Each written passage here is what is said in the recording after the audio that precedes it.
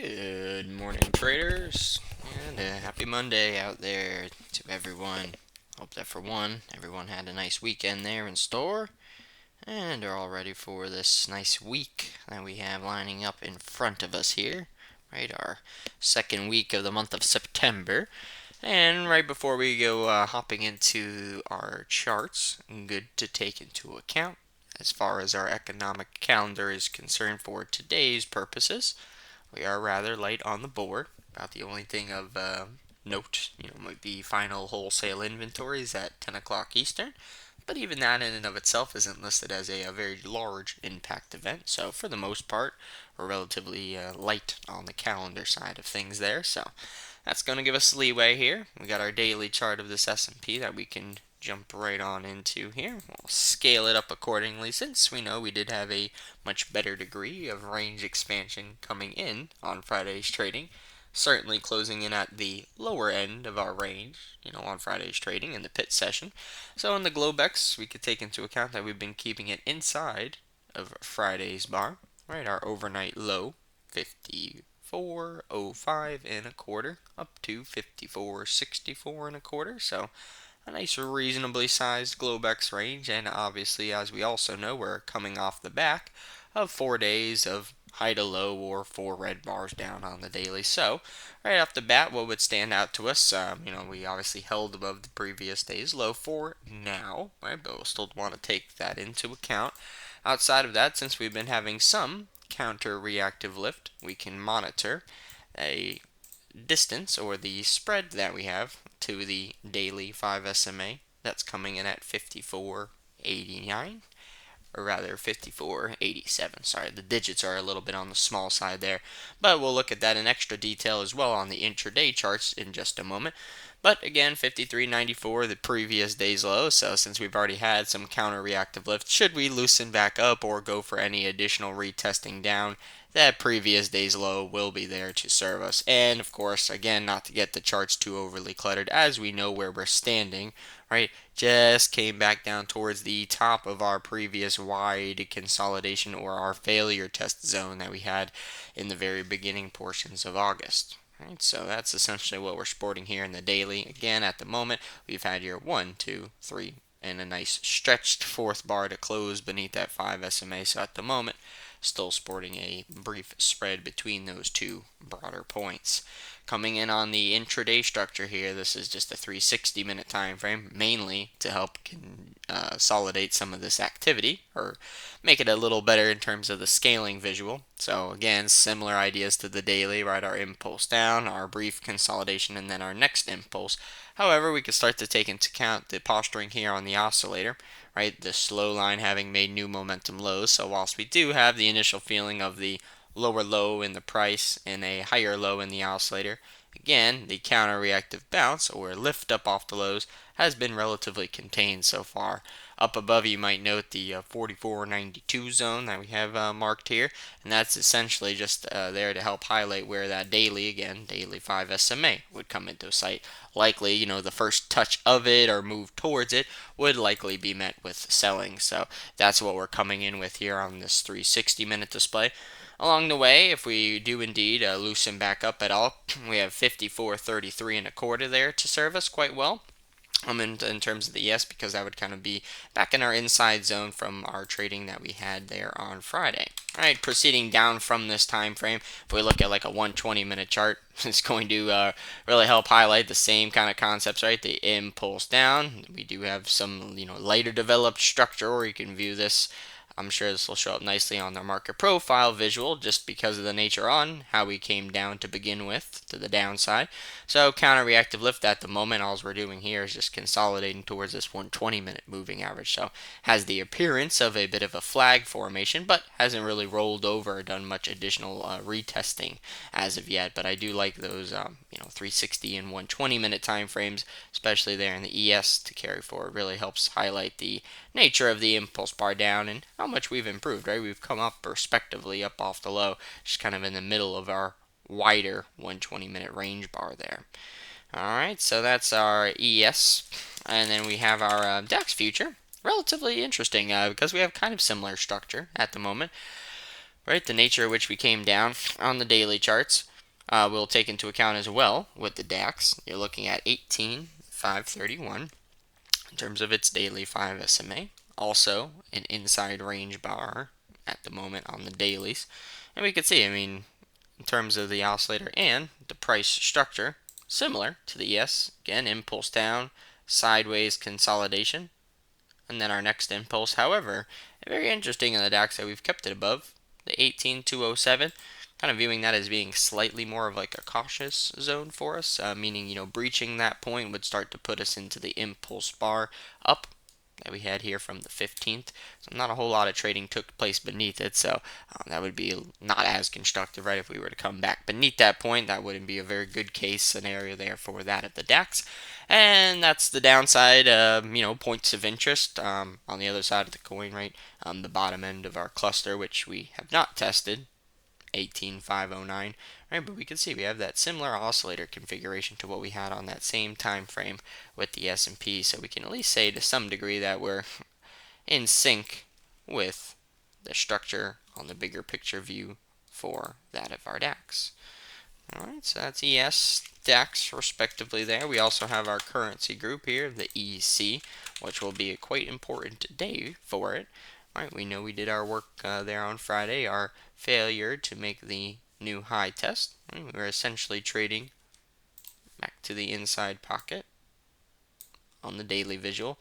That's when we had put our 3-bar balance mode at the top of the swing to put an end to the extended run. So we had a good testing phase on Friday, but unable to sustain themselves. So we ended up closing back down at the lower end of the range. And of course here with the EC, the primary data point that'll stick out, a nice visible reference point that'll stand out on all the charts there. It's going to be the 1.10330. Right, that's the bottom of the bar here that we had from the trading on the 3rd. Right, so that'll stand out, quite visibly to us if we were to open up our data here. We'll see that same data point. So we've come down with good momentum. This is a lower low on the 120-minute oscillator, indicating increase in momentum to the push down, or from that high to low movement. So we have the 1.10330, and it'll be well watched. So we can always get down there, test it, and see how we want to trade around that point. But any further down below, we do have the 1.1 figure, right, which is just a zone where we had picked up some better steam to the downside and then accelerated back up through the zone. So 1.10330 down to essentially a 1.10 even. Pretty important window or zone for the euro currency if we were to start to work ourselves down any further. So we don't have to go down there and breach the data point, but since we are relatively close, we would want to monitor the spread should we maintain the progress there in that euro currency. Alright, so that's the EC. Some good technicals, though, I'd have to say, on that 120-minute in line with the daily chart. Really kind of help add those views in line with each other. And then we have the gold. Gold's quite a bit different in terms of not just keeping itself a little bit more contained, but also quite different than what we have in the euro currency, in our crude, etc. Right, the gold still has a bit of this bracketing market mode with the higher degree of the price bar overlap. So the upper end and the lower ends of the ranges, grab our attention because the degree of follow through has been very mild. Right, we come in, we do the new high test, a test reject, lower ends of the range that we were testing on Friday and in the overnight. Again, very touchy, very touch and go with the spike tails that we have down below as well as up above. So here with the GC, at the moment, they're faring all right for themselves. They did their test down overnight already. They held it by a couple points there. So we have an inside range bar coming in. And here with the gold, even though we certainly did some work beneath it there last week, do enjoy watching the 2533.7 in the case of the gold. At the moment, viewing it as a bit of a hurdle, meaning coming up above that point might require a bit of effort there. And if so, we start to run into our bigger impulse bar down from Friday that we had. So between 2533 up to 2540 might very well provide a little overhead for that of the gold, but at the moment do think the 120-minute charts are just fine to serve us. You can almost even view this as a bit of a U-turn, impulse down, failure to make a new low, right? So a flag that doesn't get its full retest. And now we're just coming back above our points of interest. So again, 2533.7, or if you want to call it 2534, that's all right as well. That's just going to be a hurdle zone for that of the GC. All right, and then our good old crude here, our CL. Here we want to be out on a 120-minute chart. CL here, we've had our 1 bar to close beneath that 5 SMA here on the 30th.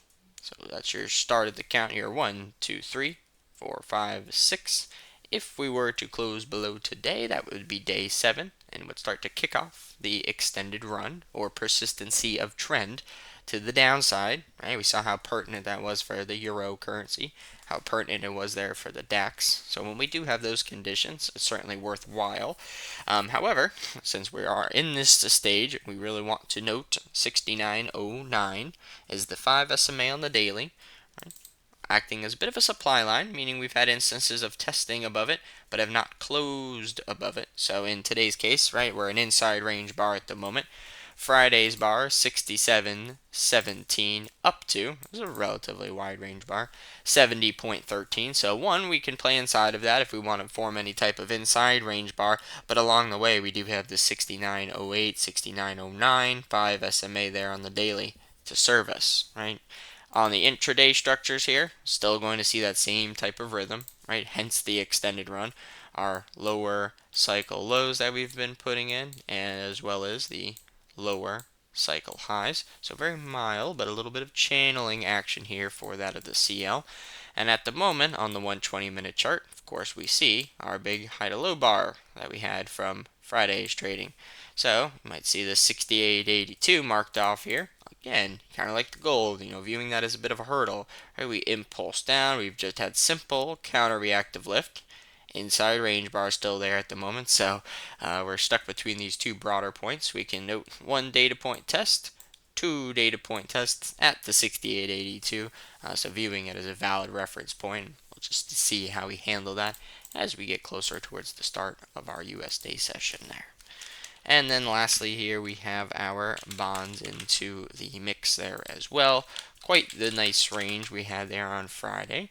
We'll actually take a quick view for starters on the yield visual, because we came back down. We traded below the big 4% handle, 3.999 at the moment. We were actually making new lows on the year of 2024. But we did a good job. We consolidated. We can see we kind of opened around that point, traded down beneath it, up above it, and then closed briefly back above the old 4% handle. So basis the yields, not too bad of a view. And then, of course, we can always compare it to the bond futures themselves. Right, our 2-day high, 125.27, and then the spike high was up there at 125.23. So all nice zones to still monitor there in the bonds. We're coming off of 4 days of low to high, so a tad over the top there on Friday, the way we left the impulse tail. So we could see this on the intraday charts, how we've worked ourselves down. Right, the rhythm on the oscillator, etc. So as we pull back at the moment, viewing 125.01, kind of cautious zone, right? Wouldn't be too constructive if we started to drop beneath the point, because we know all of last week we had impulse from data, first 30 minutes, right? Consolidated, made the new high. The second day, we also impulsed up from data, consolidated, made the higher high. So we had gone through that instance a couple times there last week. So at the moment, we're sitting between the 125.23 and this 125.01 there, basis these 30 years. So I do like that 120-minute time frame there to kind of service in the day session.